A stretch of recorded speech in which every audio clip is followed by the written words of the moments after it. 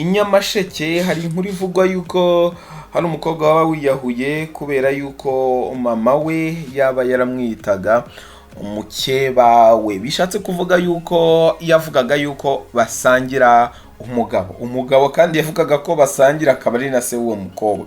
Byifashe biti reka nongere ngo ikaze makuru n'ibiganiro byacu bya buri munsi ni wa mwanya tuba tugiye kugaruka ku makuru agezweho.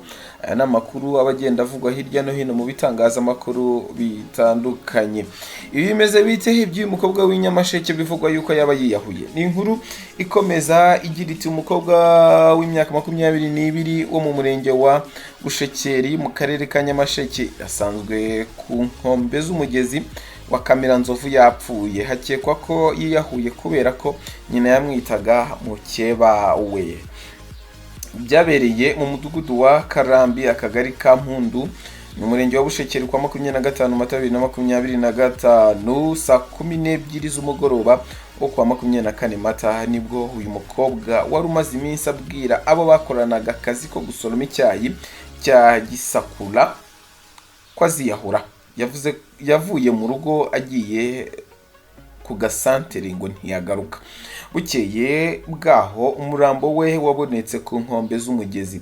Mu gushaka icyamwishe abaturage bahuriza ku gukeka ko yiyahuye. Umunyamabanga nshingwabikorwa w'agateganyo w'umurenge wa Bushekeri Habarurema Spirie yabwiye Igihe ko amakuru bahawe n'abaturanyi ari uko umuryango wa nyakwigendera utarubanye neza. Umukobwa agaragaza ko nyina ari we munyamakosa. Amakuru akavuga ko nyina yamuhozaga ku nkeke kugeza aho amwita umugore wa se mukeba we, ari nayo mpamvu akeka ko yamuteye kwiyahura. Ati ubutumwa twaha abaturage no kwirinda amakimbirane yo mu miryango kuko iyo bitinze havamo impfu. Aba babyeyi turabasaba kwirinda guhoza abana ku nkeke no kutabakururira mu makimbirane bafitanye. Umurambo wa nyakwigendera wajyanywe ku bitaro bya Kibogora gukorerwa isuzuma mbere yuko ushyingurwa. Birababaje. Uyu mwari naruhukire mu mahoro kweri. Bimwe mu bintu biteye inkeke muri iyi minsi n'ibibazo nk'ibyo ngibyo. Bimwe mu bintu bikomeje gutera abantu kwibaza, nanone bari kwibaza bati ese koko uyu mukobwa yaba ari mukeba wa nyina cyangwa yaramusererezaga gusa? Reka dusubize amaso inyuma. Mu karere ka Gicumbi twigeze kujya gukurikirana inkuru yavugaga yuko hari umugabo wabyaranye n'abakobwa be babiri. Umukobwa umwe mukuru afite umwana ugiye kugira imyaka 5, undi mutoya ubwo duherukayo yari atwite wakiyemereza yuko rwose iyo nda ari iya se. Ese aha naho byaba ariyo mpamvu uyu mukobwa yaba yiyahuye kuko aryamana na se? Uyu mukobwa yaba yiyahuye kuko nyina muharabika? Biragoye kugira ngo ibi bintu umuntu abyiyumvishe cyangwa bikurure, ariko igihari nuko icyavuzwe ari uko nyina yamwitaga mukeba we. Kandi tuzi ko mu Kinyarwanda umuntu witwa mukeba ni umuntu muba musangiye umugabo. Ahanini ba mukeba ntago baba bumvikana. Ntabwo aka kanya tubonye amakuru yimbitse usibye amakuru atanzwe n'umuyobozi avuga yuko urugo rwari rufitanye amakimbirane, avuga yuko uyu mubyeyi yitaga umwana we mukeba, ariko kuba yaramwitaga mukeba ese kwaba ari ubu buryo uyu mwana yagaragazaga yuko nyina ari udashobotse? Ese niki cyateraga aya makimbirane mu rugo? Ese ntidushobora gusanga ari ibyo wenda nyina ashobora kuba yaravugaga yuko ise yamucaga inyuma aryamana n'umukobwa we, nk'uko twabanje kubona yuko mu karere ka Gicumbi byabayeho ndetse n'umwana akatwihera ubuhamya kuba papa we yararyamanaga nawe. Uyu mukobwa yavuze yuko ariko banabikoze rimwe atari kenshi, umunsi se yaje yasinze. Ariko hagati aho nyina yari yarahukanye. Wenda reka manze ngaruke kuri iyi nkuru y'Igicumbi, noneho tubone kugaruka kuri aya makuru tutari twamenya neza ukuri kwayo y'Inyamasheke.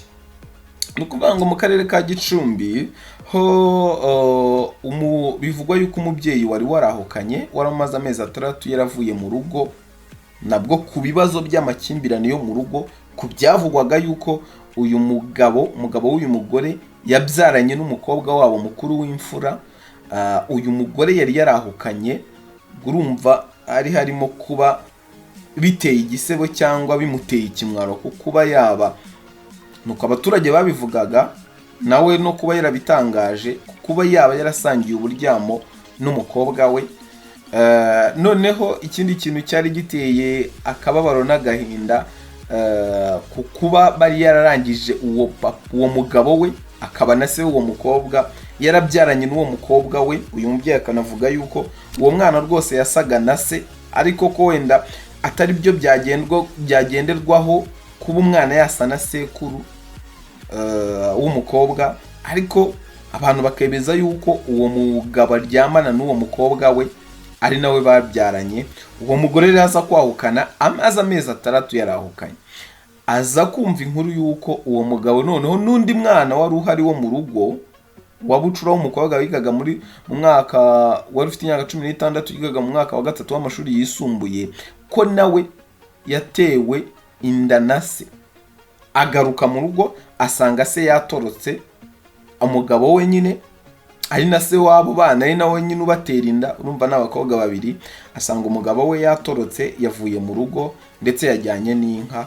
Bamuhamagara kuri telefone, ubwo yaherukaga kuyitaba yaravugaga ati ikibazo cyavutse uze kuza kukibaza abo bana barakikubwira. Bishatse kuvuga ko uwo mugabo ntiyigeze ahakana cyangwa ngo yemeye ko atari we wabikoze. Yavugaga ati mubaze abo bana ikibazo cyabaye, kandi uwo mwana w'umukobwa akavuga yuko ari se baryamanye akamutera inda. Imagine. Ni ikibazo cyavutse. Uyu mugore yavuze yuko yahise agaruka ndetse babaza n'uwo mwana, banamujyana kwa muganga basanga aratwite. Magingo yankurikije igihe gishize uyu mwana yaba yarabyaye. Ntatinze kuri iyo nkuru ya za Gicumbi, wenda bakwifuza yuko tuzayigarukaho tukayibabwira bivuye imuzi, mwandike muri komenti nimumara kuba benshi. Iyi nkuru tuzayigarukaho. Reka twisubire muri iyo nkuru y'Inyamasheke. Inyamasheke umugore nawe wahozaga umukobwa we ku nkeke, umukobwa akaba yaje no kwiyahura muhoza ku nkeke, ashaka kuvuga yuko basa nkaho basangiye umugabo, akaba ari nawe se. Ibi hari uburyo bubiri tubona yuko bishobora kuba ari byo. Umuyobozi ntabwo yatanze amakuru azizuye. Uyu muyobozi yavuze yuko uru rugo rufitanye amakimbirane.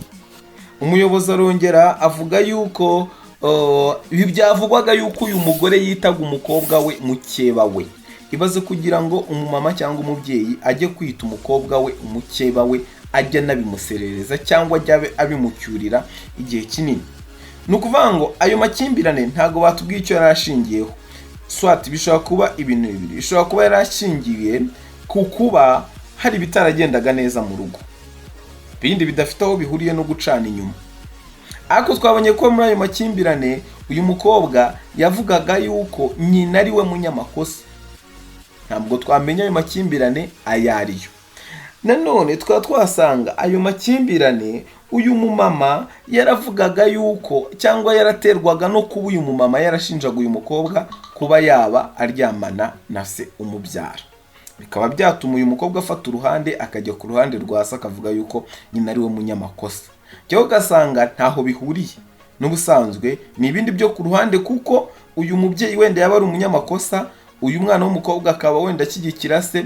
None uyu mubyeyi akaba yavuga ati okay, kuba mushyigikira reka njye muserereza mvuge yuko ari mukeba wanjye. Swati ibi bikaba byabaza uyu mukobwa kuba nyina yaba amwita mukeba we, noneho akavuga ati iki ni igisebo gikomeye, cyangwa uku ni ukumparabika ku rwego rwo hejuru, agafata umwanzuro wo kwiyahura. Uyu mukobwa akaba koko bishoboka ntabwo mbihamije, bishoboka kuba yaba yarakoze ayo mahano, yararyamanye na se, noneho akavuga ati iki gisebo cyangwa ibi byose n'abaturanyi wenda bakaba barabimenye, cyangwa abaturage bakaba bamusereza, akavuga ati iki gisebo ntaho nagikwiza, akiyahura. Cyangwa akaba bisererezwa bitarabaye, akazajya agenda mu muhanda abantu bamusereza bavuga bati dore umukobwa uryamana na se, kubera ari nyina wabitangaje cyangwa kuba ari nyina watangaje izo nkuru, bikaba byagira gute, bikaba byamugiraho ingaruka. Ntabwo turamenya ukuri kw'aya makuru, ariko tugiye kubikurikirana. Impamvu mbitinzeho nkajya muri detaye nuko nza ahantu byabaye za Gicumbi, mu karere ka Gicumbi, n'ahangaha ntawamenya, ushobora gusanga iyo kesi ihari. Reka tuzabikurikirane tubagezeho amakuru y'imvaho. Ngayo nguko mwe mujye mubana natwe makuru n'ibiganiro byacu bya buri munsi.